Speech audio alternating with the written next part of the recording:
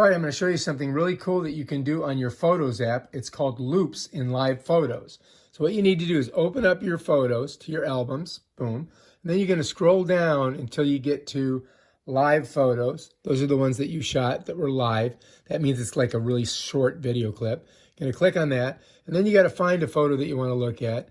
And I'm going to go to this one of my mom and her dog. And there it is. And if you look up here, it says Live Photo HDR. Pull back. And if you want to get to the effects so that you can do the effects on it, you take your finger and you swipe it up. And then you get these different effects. Here's the live one. And here's the loop. Watch this. Now it just loops. You see how that just kind of, it's like maybe a second and a half, and it just loops through it over and over again. Now if you want to get out of that, you push it up, and you can go to a bounce effect. See up here it says bounce.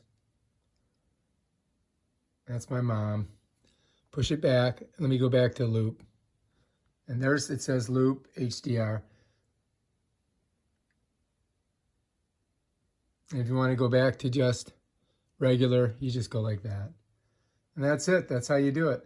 All right, if you like this video, subscribe to my channel and check out my other awesome videos on how to do stuff with your iPhone. Peace out.